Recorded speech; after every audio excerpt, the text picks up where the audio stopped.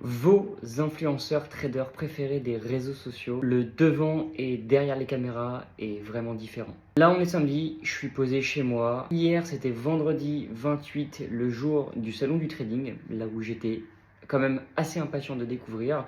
Et en fait pour être honnête et direct, ça a été clairement assez décevant. J'étais à la base parti pour vous faire une petite vidéo, filmer un petit peu le contenu, les plus-values que j'aurais pu vous apporter par rapport à cette journée du trading. Et très clairement, ce qui m'a simplement inspiré, c'est de vous apporter la vérité du devant et derrière la caméra de la vie de ces influenceurs traders que vous suivez pour la plupart d'entre vous beaucoup.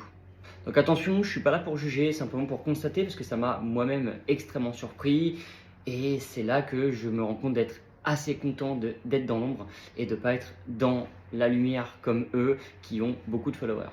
Je me suis trouvé du coup pour la plupart à côté d'eux, certains que j'ai salués, que j'ai même été extrêmement surpris de la différence entre les réseaux et l'extérieur, une surprise plutôt positive à mon sens, mais par contre certaines autres personnes où je n'ai clairement pas voulu m'en approcher puisque l'atmosphère était vraiment pas jolie. Donc je ne sais pas du coup quelle est votre vision par rapport à ces personnes qui vous apportent de manière générale de la plus-value, ou en tout cas qu'ils essaient de vous en apporter, mais il faut savoir que ces personnes-là, je pense, ne font plus réellement les choses pour la raison de base, de vous apporter de la plus-value, du conseil, du trading, de l'accompagnement ou encore plein d'autres choses.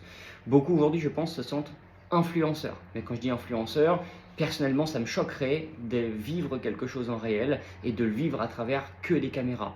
Quand je suis arrivé là-bas, j'ai vu des personnes qui marchaient. Et quand j'ai vu que derrière cette personne, il y avait 2-3 caméras fixées sur elle, il se retournait pour faire des commentaires, des avis, des choses comme ça, mais je me suis dit, la personne n'a pas encore fait le tour du salon. Elle va d'abord le vivre pour les caméras et ensuite, ben, pour être même direct, je pense que ces personnes-là ne se sont même pas rendues compte que c'était clairement merdique.